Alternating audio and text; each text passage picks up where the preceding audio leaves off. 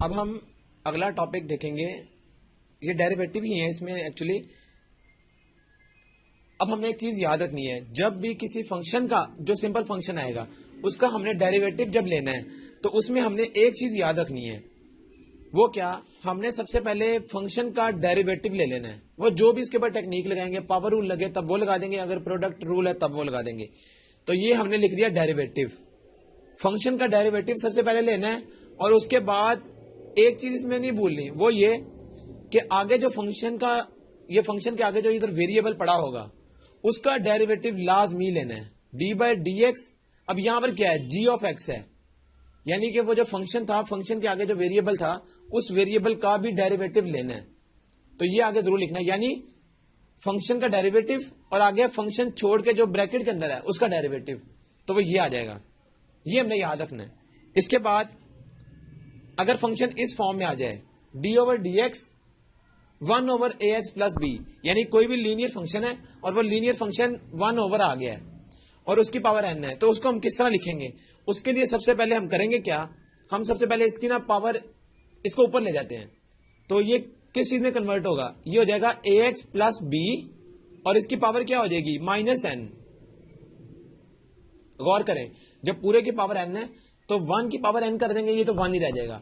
और जब नीचे वाले की पावर n करेंगे ब्रैकेट ओपन करने के बाद, तो ये जब ऊपर जाएगा तो इसकी पावर माइनस n हो जाएगी। अब इसके बाद क्या होगा? ये माइनस n हो गई। अब हम इसके ऊपर पावर रूल लगाएंगे, जो हमारे पास सिंपल था। वो क्या था? पावर नीचे, पावर में से एक कम, तो ये आ जाएगा इस तरह। पावर में से एक कम, ये पावर है और पावर में से एक कम हमने कर दिया, वो ये आ गया। इसके बाद पावर छोड़कर डेरिवेटिव, तो ए एक्स प्लस बी का डेरिवेटिव क्या होगा? गौर करें, बी का डेरिवेटिव खत्म हो जाएगा, वो कांस्टेंट है, 0 हो जाएगा।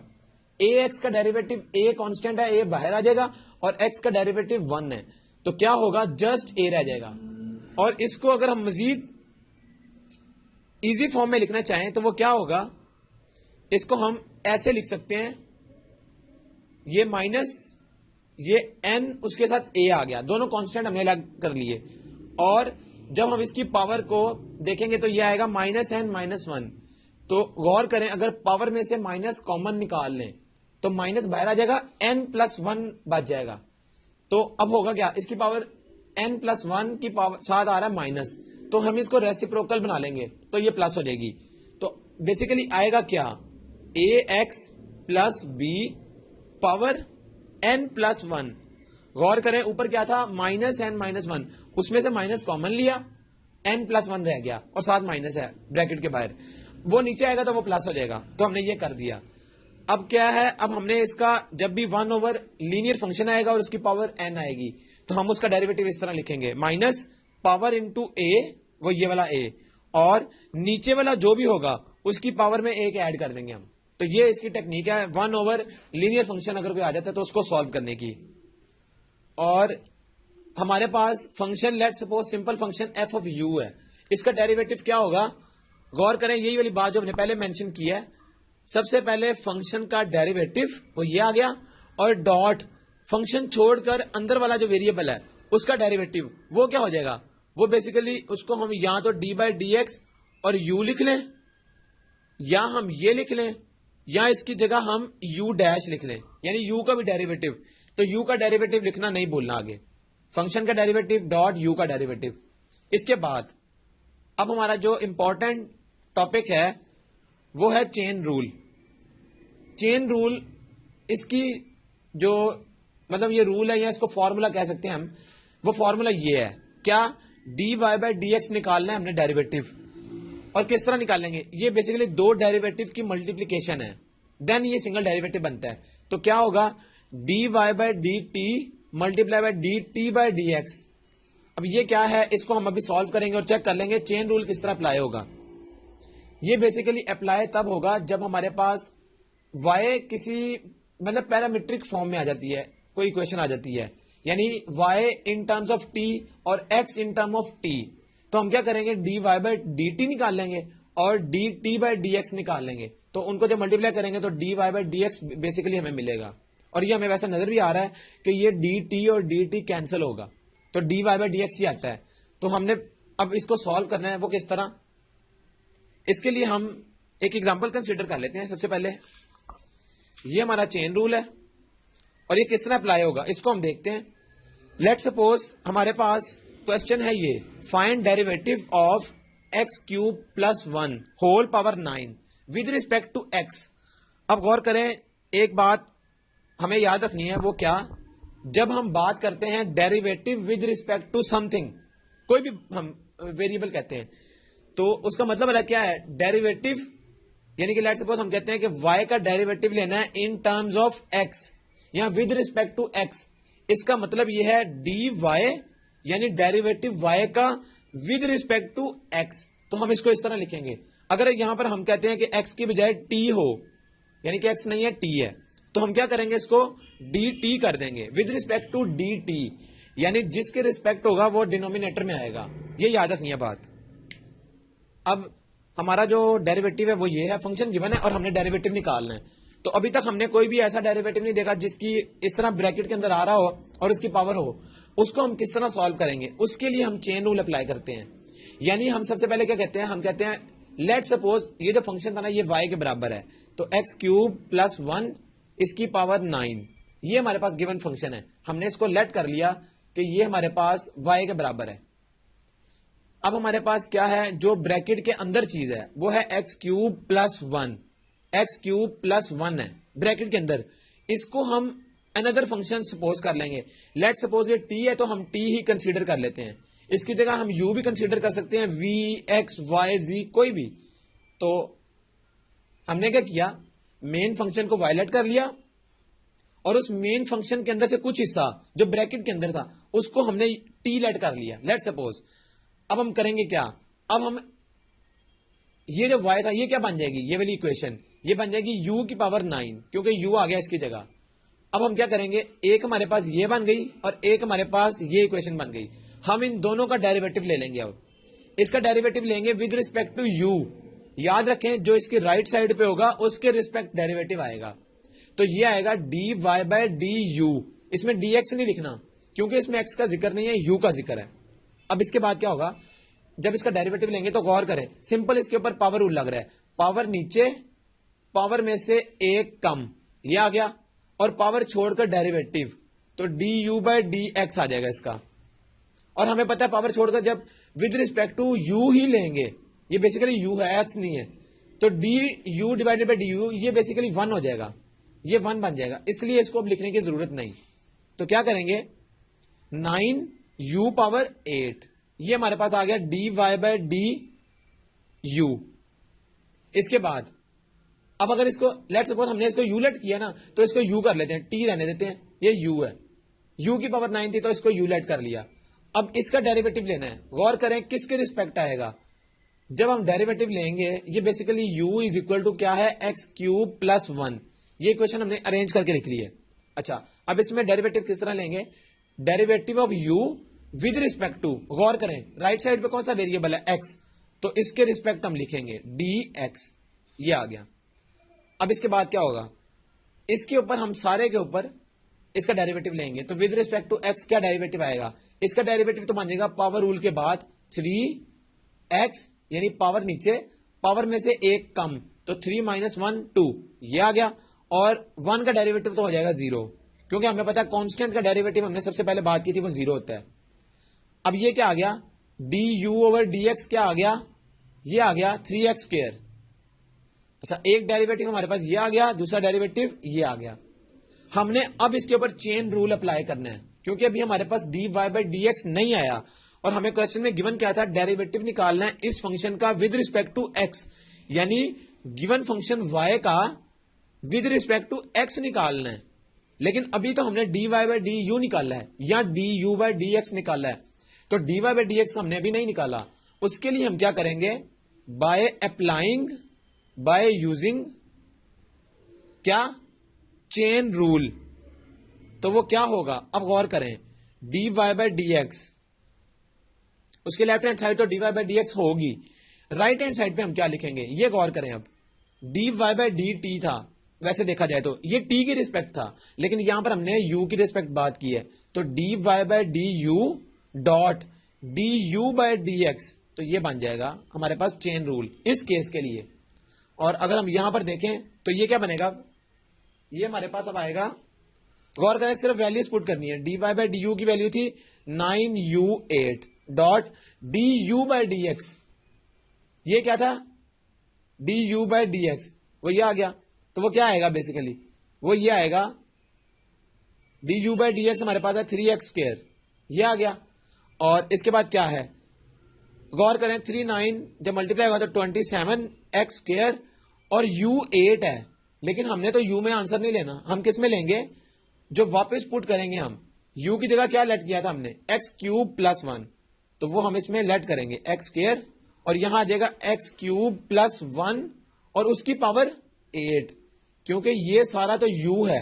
गौर करें ये जो हमने स्टार्ट में लेट किया था u = x³ + 1, तो x³ + 1 वापस पुट कर दिया, क्योंकि हमने विद रिस्पेक्ट टू x लिखना है u नहीं। तो right hand side left hand side क्या बनेगी इसकी, dy बाई डी एक्स। तो अब हमारा चेन रूल के बाद ये आंसर आ गया। इसको अगर हम फर्दर सॉल्व करना चाहें तो वैसे होता नहीं है ये, क्योंकि इसकी पावर 8 फिर ओपन करना वो लेंथी है। तो ये इसका बेसिकली चेन रूल अप्लाई किया हमने और इस तरह निकालेंगे हम चेन रूल से। जब हमारे पास इस तरह का फंक्शन आएगा, हम जो अंदर वाला फंक्शन है उसको कुछ लेट करेंगे u या t या कोई और वेरिएबल, और उसके बाद हम डेरिवेटिव निकालेंगे विद यूजिंग चेन रूल। तो ये उसका बेसिक मेथड है। अब इसके बाद अगर हम फर्दर मूव करें तो अगला टॉपिक है derivative of a function given in the form of parametric equations. यानी जब हमारे पास पैरामेट्रिक इक्वेशंस गिवन होंगी तो तब हम डेरिवेटिव किस तरह निकाल सकते हैं, ये अब हमने चेक करना है। तो उसके लिए बड़ा सिंपल मेथड है, वो बिल्कुल उसमें हम चेन रूल अप्लाई करते हैं, क्योंकि पैरामेट्रिक इक्वेशन हमें पता है किस तरह की इक्वेशन होती है। लेट सपोज हमारे पास उसको हम अगर किसी एग्जांपल से सॉल्व करें तो हमें ज्यादा उसकी अंडरस्टैंडिंग हो जाएगी। लेट सपोज ये हमारे पास एक पैरामेट्रिक इक्वेशन है, x = 8t² और y = 2at।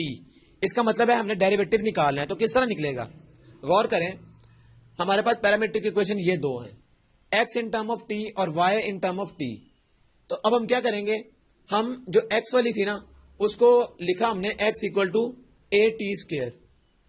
अब हम इसका डेरिवेटिव ले लेंगे विद रिस्पेक्ट टू t, जो राइट साइड पे वेरिएबल है। तो dx बाय dt आ गया हमारे पास। इसके बाद क्या करेंगे, अब इसका डेरिवेटिव, a कांस्टेंट है, a तो बाहर आ जाएगा, डॉट t², इसके ऊपर पावर रूल, पावर बाहर, पावर में से एक कम, तो 2 - 1 1, और पावर छोड़ के डेरिवेटिव t का डेरिवेटिव 1 होगा विद रिस्पेक्ट टू t। अब क्या है, ये आ जाएगा 2at। और इसी तरह अगर राइट जो दूसरी क्वेश्चन थी y = 2at, इसका जब डेरिवेटिव लेंगे dy बाई dt, वो क्या आएगा 2at है, 2 भी कांस्टेंट है बाहर, a भी कांस्टेंट है बाहर, और t का derivative with respect to t 1, तो ये क्या आएगा सिर्फ 2a। अब हम क्या करेंगे, बाय यूजिंग, अब यहां पर भी हमें चेन रूल से हेल्प लेनी है। चेन रूल वो क्या था, अगर हम देखें dy बाय dx हमने निकालना है, और यहां पर हमने जो बात की है वो t की, तो dy bye dt dot dt/dx। और इसको याद रखने का बेहतरीन तरीका ये है, यहां पर dy है और यहां dx आ जाएगा। जो यहां पर हमें डिमांड है ना dy और dx की, तो dy ये ऊपर आ जाएगा और dx नीचे आ जाएगा, और यहां दोनों पर सेम है dt। और ये कौन सा होगा, जो हमने यहां तो लेट किया होगा, जो पिछला केस था u वाला, यहां पर t हमें गिवन है ऑलरेडी, तो हमने t वाला लिख देना यहां पर dt। जब इसके ऊपर ये हम अप्लाई कर लेंगे तो हमारा रिजल्ट क्या आएगा, हम सिर्फ वो चेक कर लेते हैं। ये चेन रूल हमने लगा दिया पैरामेट्रिक इक्वेशंस को भी सॉल्व करने के लिए। तो क्या आएगा, dy बाय dx तो हमारे पास आ गई इसके लेफ्ट हैंड साइड, और dy बाय dt क्या था, वो था 2a, वो ये लिख दिया डॉट, ये है dt डिवाइडेड बाय dx, लेकिन हमने निकाला क्या था dx बाय dt, ये बेसिकली क्या था dx बाय dt, वो था 2at। हमें चाहिए क्या, dt डिवाइडेड बाय dx, इसका मतलब है इसका रेसिप्रोकल चाहिए। तो जब इसको उल्ट करेंगे तो ये dt/dx बन जाएगा, और इसकी राइट हैंड साइड क्या बनेगी 1/2at, ये आ जाएगा। अब गौर करें, ये 2a सेम था, ये कैंसिल हो गया, और 1/t हमारे पास dy बाय dx इसका सोल्यूशन आ गया। तो इस पैरामेट्रिक इक्वेशन का आंसर हमारे पास 1/t आ गया। इसके बाद हम फर्दर मूव करते हैं, डेरिवेटिव हम किस तरह मुख्तलिफ फंक्शंस के निकाल सकते हैं। तो जो हमारा नेक्स्ट आर्टिकल है वो बेसिकली हमारा है डेरिवेटिव ऑफ इम्प्लीसिट रिलेशंस या फंक्शंस, यानी हम इम्प्लीसिट फंक्शंस का या रिलेशंस का डेरिवेटिव या डिफरेंशिएशन कैसे ले सकते हैं। अब पहले हम ये देखना है इम्प्लीसिट फंक्शन कौन से होते हैं। ये हम पहले भी पढ़ चुके हैं। इम्प्लीसिट फंक्शन वो होते हैं जिसमें y और x आपस में मिक्स अप होते हैं, यानी कि y x की फॉर्म में डिफाइन नहीं हो सकता। यानी इसका मतलब क्या है कि इस तरह का function y square minus x y minus x square plus 4 equal to 0। गौर करें, इसमें y in terms of x define नहीं है, तो ऐसा फंक्शन हमारे पास इम्प्लीसिट फंक्शन होता है जिसमें दोनों मिक्स अप हों, x और y। तो अगर इस तरह का फंक्शन आ जाए और उसका हमने डेरिवेटिव लेना है तो वो किस तरह लेंगे वो हम अब चेक कर लेते हैं। ऐसे फंक्शन का डेरिवेटिव हम लेंगे विद रिस्पेक्ट टू किसके, ये याद रखना है, विद रिस्पेक्ट टू, अगर डेरिवेटिव y का लेना है तो विद रिस्पेक्ट टू x हो जाएगा वो, यानी dy बाय dx।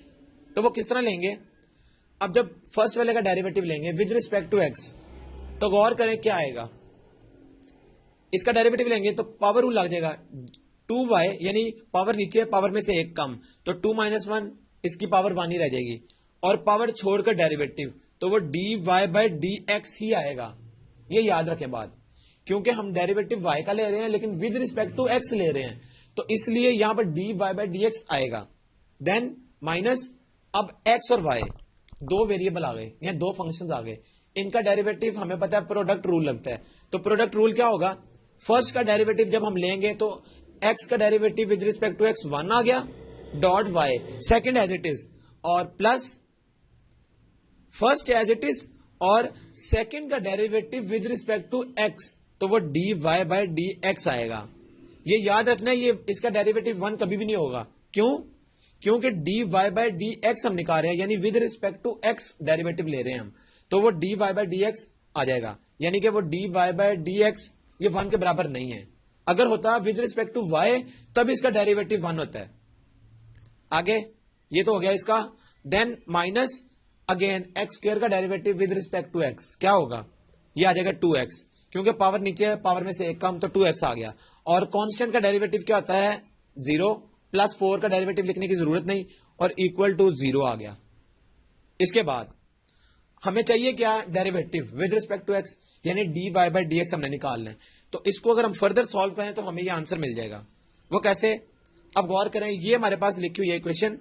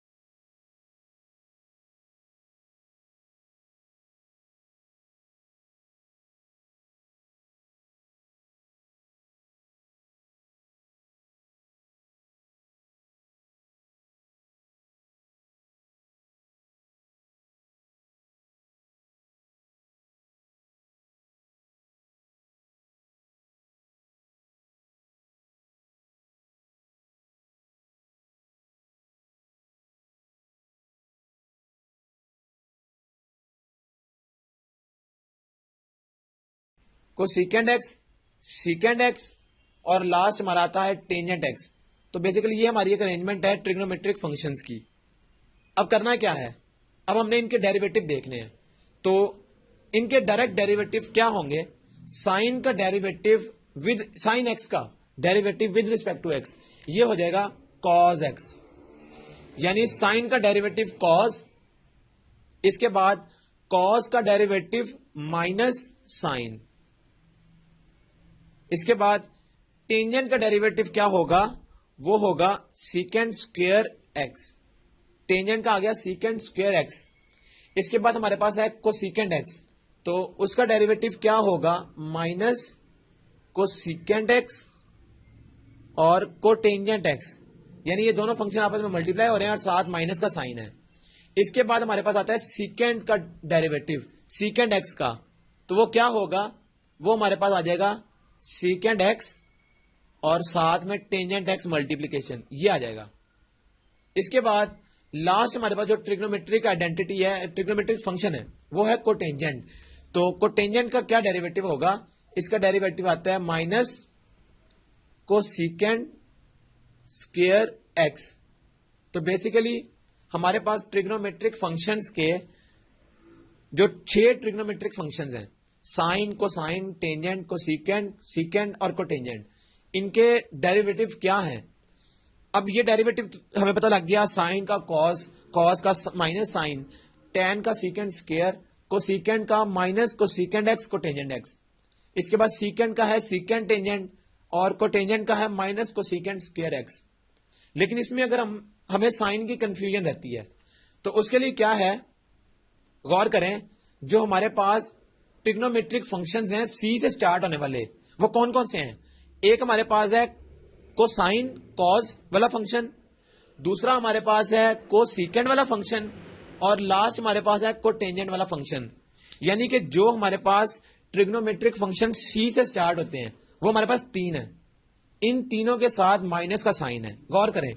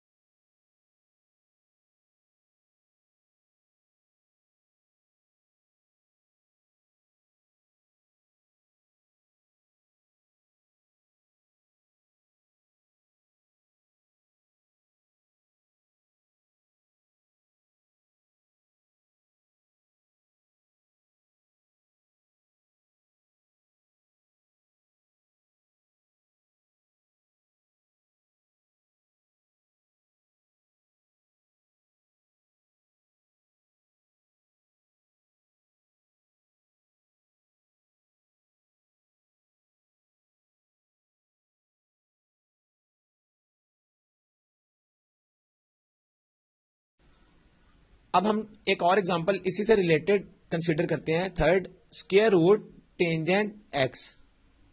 पहले सिंपल केस है जिसमें हमने सिंपल डेरिवेटिव निकाल लिया, अब इसमें स्क्वायर रूट पहले आ गया है। गौर करें, क्या हम इसको इस तरह लिख सकते हैं, टेंजेंट एक्स और इसकी पावर हम लिख दें 1/2, ये हम लिख सकते हैं। इसके बाद हम क्या करेंगे, अब गौर करें, पहले टेंजेंट एक्स नहीं आता, यानी हम पहले इसका डेरिवेटिव नहीं ले सकते क्योंकि ये ब्रैकेट के अंदर है और इसकी इस तरह पावर है, तो पहले इसके ऊपर पावर रूल लगेगा क्योंकि ये फंक्शन इसके अंदर है। तो पावर रूल किस तरह लगेगा, पावर नीचे और उसके बाद फंक्शन की पावर में से एक कम, वो ये आ गया, और उसके बाद पावर छोड़कर इसका डेरिवेटिव, तो टेंजेंट एक्स का डेरिवेटिव क्या है, सीकेंट स्क्वायर, वो हमारे पास ये आ गया। और उसके बाद अगर एक्स का डेरिवेटिव भी फर्दर लें तो वो 1 ही आता है, और वो लिखें या ना लिखें उससे कोई फर्क नहीं पड़ता, वो 1 ही आ गया। इसके बाद अगर इसको सिर्फ फर्दर सॉल्व कर लें तो 1/2 - 1, इसका मतलब है कि ये -1/2 है पावर, और अगर इसको हम नीचे ले जाएं तो टेंजेंट एक्स की पावर 1/2 बन जाएगी। तो 1/2 लिखने की बजाय हम इसको अंडर रूट में लिख लेते हैं, इस तरह ये आ गया। और उसके बाद सीकेंट स्क्वायर एक्स आ गया, और ये 1 लिखने की भी जरूरत नहीं। और इसको अगर एक स्टेप और अरेंज कर लें, ऊपर वाले सारे मल्टीप्लाई होकर आ जाएगा सीकेंट स्क्वायर एक्स, और उसके नीचे क्या आएगा, 2 अंडर रूट टेंजेंट एक्स। ये हमारे पास रिजल्टेंट आ गया इस फंक्शन का। तो हमने ध्यान रखना है कि पहले कौन सी चीज आ रही है उसका हम डेरिवेटिव लेंगे, देन उसके अंदर फंक्शन हम कंसीडर करेंगे। तो ये हमारे पास ट्रिग्नोमेट्रिक फंक्शंस के डेरिवेटिव हो गए। यहां पर पार्ट नंबर 2 मुकम्मल हो गया।